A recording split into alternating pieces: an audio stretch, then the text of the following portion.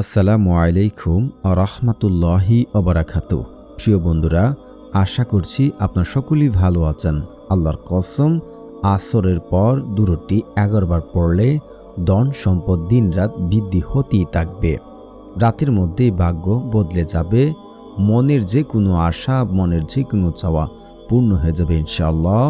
এটি পরীক্ষিত একটি আমল। আপনার মনে যত কঠিন আশাই হোক, আপনার ধন সম্পদ নাই, আপনার অভাবে রয়েছেন, ঋণে রয়েছেন, ইনশাআল্লাহ এই আমলটি যারা করবে, আল্লাহ সুবহানাহু ওয়া তাআলার রহমতে আপনাদের ঋণ, অভাব অনটন, আপনাদের সংসারের অভাব রয়েছে, ঝামেলা রয়েছে, সব কিছু দূর হয়ে যাবে। এটি পরীক্ষিত একটি আমল। আমি আল্লাহর কসম করে বলছি, যারা আমলটি করেছে তারাই ফলাফল পেয়েছে। আজকের আমলটি একজন বুজুর্গ ব্যক্তি করেছিলেন এবং তার লেখা একটি কিতাব থেকে আজকের এই আমলটি নিয়ে আমি হাজির হয়েছি। তিনিও নিজে ফলাফল পেয়েছেন এবং কিভাবে আমল করলে ফলাফল পাওয়া যাবে সব কিছু তিনি উল্লেখ করে দিয়েছেন। তো না টেনে সম্পূর্ণ ভিডিও দেখার অনুরোধ রইল। যারা আমার চ্যানেলটি এখনও সাবস্ক্রাইব করেননি, প্লিজ দয়া করে চ্যানেলটি সাবস্ক্রাইব করে দিন। আর যারা করেছেন তাদেরকে অসংখ্য ধন্যবাদ। আল্লাহ সুবহানাহু ওয়া তাআলা পবিত্র কোরআনে বলেন, ফাজকুরুনি আযকুরুকুম ওয়াশকুরুলি ওয়ালা তাকফুরুন। হে আমার বন্দাগণ, তোমরা আমাকে স্মরণ করিও, তাহলে আমি তোমাদেরকেও স্মরণ করিব। আর আমার নিয়ামত শুকরিয়া আদায় করিও।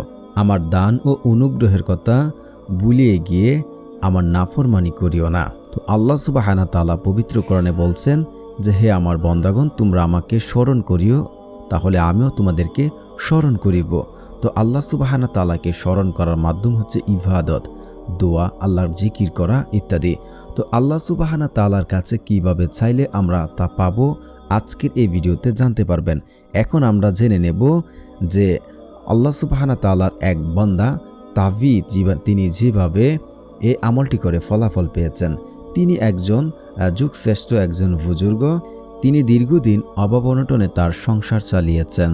তো অনেক দিন হয়ে গেল তার তেমন আয় উন্নত হচ্ছে না। তো তিনি সবর করে আছেন, কারণ ধৈর্যশীলদের সাথে আল্লাহ সুবহানাহু ওয়া তাআলা থাকেন।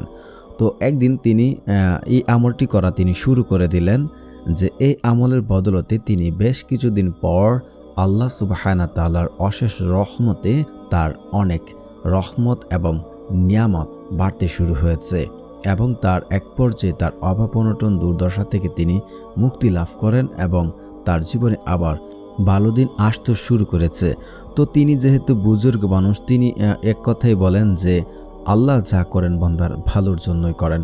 হয়তো আমার এই খারাপ সময়ে আল্লাহ সুবহানাহু ওয়া তাআলা আমার জন্য ভালো কিছু রেখেছেন। তো তিনি যেভাবে আমলটি করেছেন, আমরা ঠিক সেইভাবে আমলটি করব ইনশাআল্লাহ।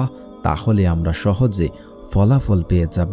কারণ আল্লাহ সুবহানাহু ওয়া তাআলা বলেন, যদি কোনো বান্দা আমাকে ডাকে বা আমার কাছে দোয়া করে, তাহলে তার আমি খালি হাতে ফেরত দিতে লজ্জাবোধ করি।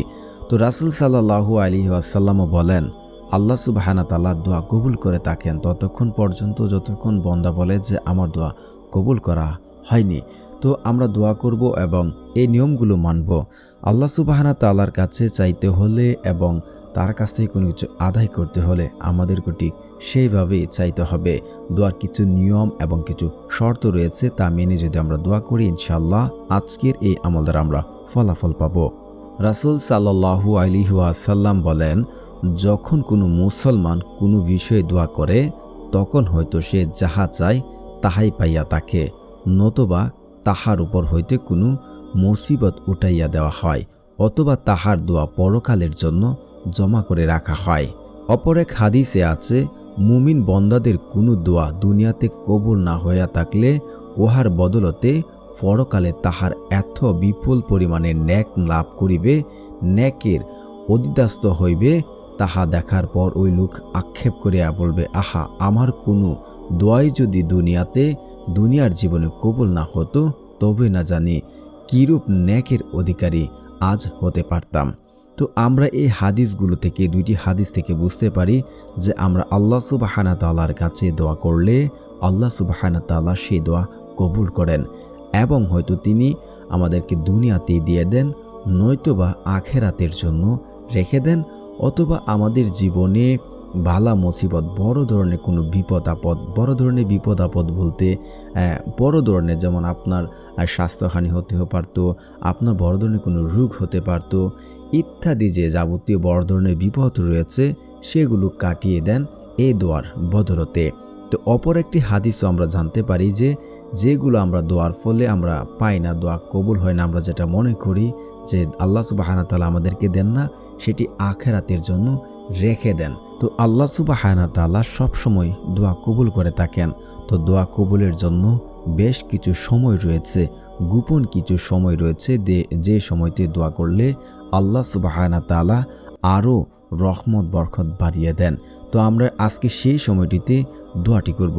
তো দোয়াটি করার জন্য আমাদেরকে যা করতে হবে, যেহেতু আসরের পর আমরা দোয়াটি করব, অবশ্যই আমাদেরকে 5 ওয়াক্ত নামাজ আদায় করতে হবে এবং নামাজ পড়ে যখন মুসাল্লি সবাই বের হয়ে যাবে তখন আমরা মসজিদের যে কোনো একটি কোণায় বসে আল্লাহর কাছে আমরা দোয়া করার জন্য অবশ্যই আমরা কিছু জিকির আজকার করে নেব। তারপর আজকের এই দুরূদ শরীফটি আমরা 11 বার পাঠ করব।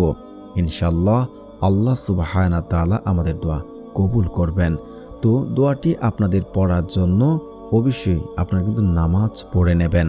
আজকের আমলটি যে ব্যক্তি করবে, এই দুরূদ শরীফ নিয়মিত যে পাঠ করবে, তার ধন সম্পদ দিন রাত এত বৃদ্ধি হতে থাকবে সে কল্পনাও করতে পারবে না, এবং মানুষ দেখে আফসোস করবে সে এমন কি করে যার বদলতে তার ধন সম্পদ টাকা পয়সা এভাবে বাড়তে শুরু করেছে, সে নিজেও কল্পনা করতে পারবে না।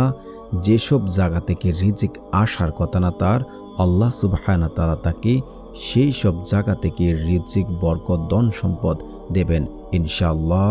তো দোয়াটি করার জন্য অবশ্যই আপনাকে খাস দিলে দোয়া করতে হবে, কান্নার সহিত দোয়া করতে হবে এবং নির্জনে বসে দোয়া করবেন, তাহলে দোয়ার দ্বারা বেশি ফলাফল পাওয়া যাবে।